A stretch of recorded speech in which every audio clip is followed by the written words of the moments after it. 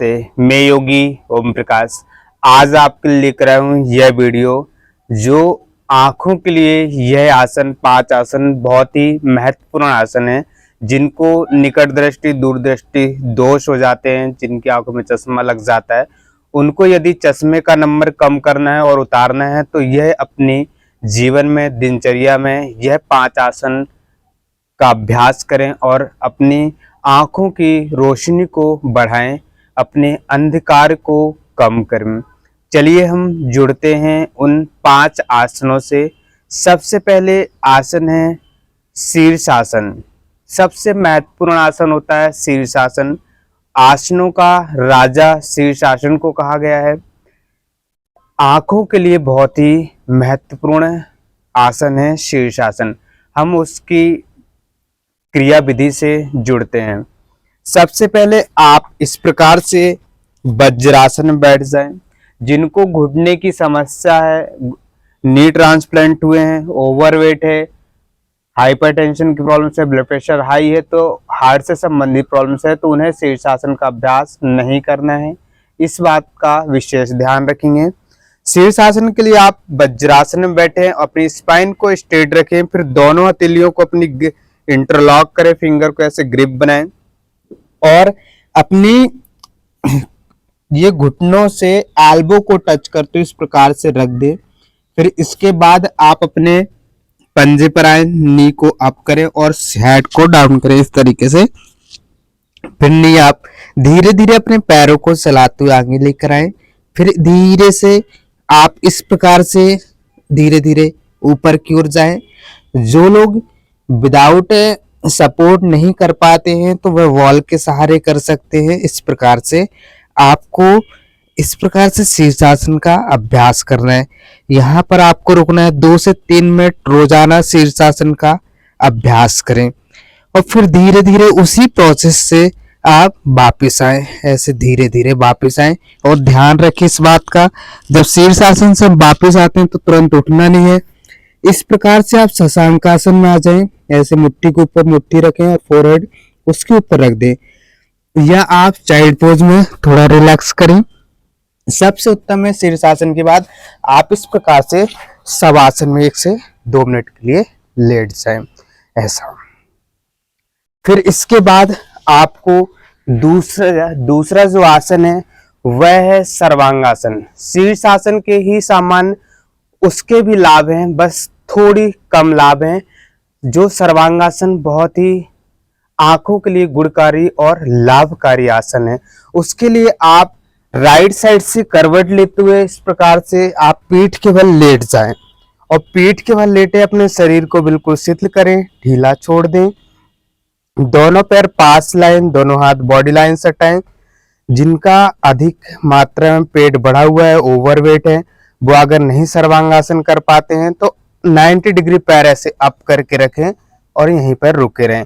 इससे blood circulation आपकी brain की ओर, आंखों की ओर बढ़ता है, जिससे आंखों की रोशनी आपकी बढ़ना स्टार्ट हो जाती है। और जो लोग पूरा कर सकते हैं, थोड़ा अपनी बॉडी को इस प्रकार से लिफ्ट करें और सपोर्ट दें अपनी कमर पर और धीरे धीरे आप पैरों को इस प्रकार से स्ट्रेट कर दें। यहाँ पर ऐसे रुकें। यह सर्वांगासन है। यह सर्वांगासन सर्वाइकल वालों को नहीं करना है। सर्वाइकल स्पॉन्डिलाइटिस, स्लिप डिस्क की समस्या में इसका अभ्यास नहीं करना है। और जब हम वापस आते हैं तो इस प्रकार से पैरों को थोड़ा आगे की ओर लेकर जाएं, फिर धीरे धीरे आप वापस आएं ऐसे, और धीरे से फिर शवासन में आप रिलैक्स करें 1 से 2 मिनट का। हर आसन को आपको 2-2, 3-3 मिनट होल्ड करना है, जिससे सर्कुलेशन, ब्लड सर्कुलेशन अच्छे से हो सके। तीसरा आसन बहुत ही महत्वपूर्ण आसन। तीसरा आसन है हलासन। सर्वांगासन से थोड़ा उच्च कोटि का आसन है हलासन। हलासन में आप इसी प्रोसेस से आपको जाना है। दोनों पैरों को जोड़ना है, फिर धीरे से दोनों पैर 30 डिग्री, फिर 60 डिग्री, 90 डिग्री इस प्रकार से लेकर आए।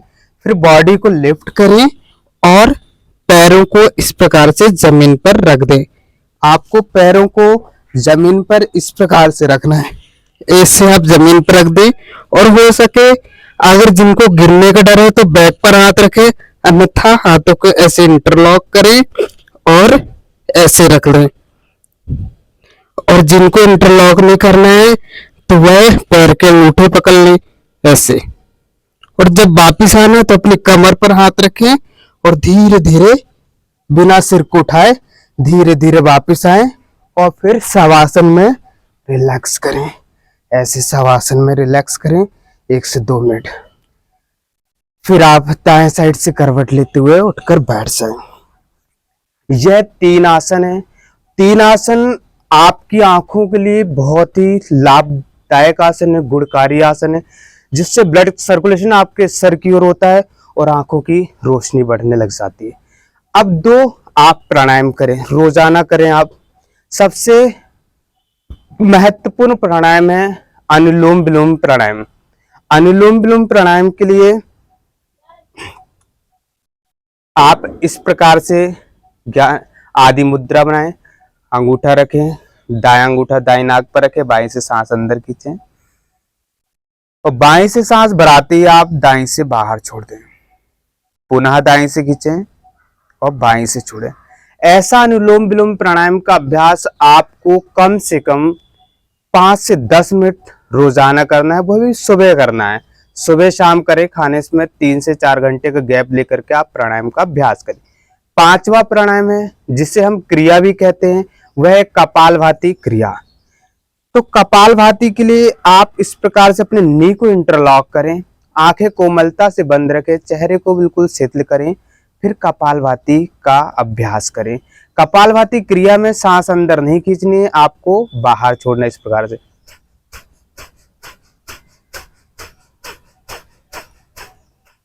ऐसे आपको कपालभाति भी आपको 5 से 10 मिनट तक आपको इसका अभ्यास करना है रोजाना।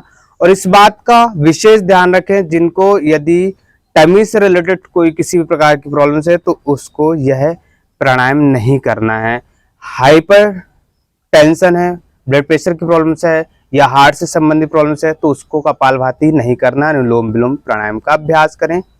इन सभी के माध्यम से आप अपनी आंखों की रोशनी को बढ़ा सकते हैं, क्योंकि जब आप यह चीज करते हैं तो ऑक्सीजन ब्लड्स आपकी आंखों तक, रेटिना तक प्रॉपर पहुंचता है, जिससे आपकी आंखों की रोशनी बढ़ती है, आपकी मसल्स, आपकी आर्टरी वेंस, नर्व्स रिलैक्स होती हैं, जिससे आपकी आंखें स्वस्थ बनी रहती हैं। तो इसके लिए आप यह डेली रूटीन में रोजाना अभ्यास करें। यदि आपको यह वीडियो अच्छी लगी है तो आप लाइक करें, सब्सक्राइब करें, अधिक से अधिक लोगों में शेयर करें। धन्यवाद।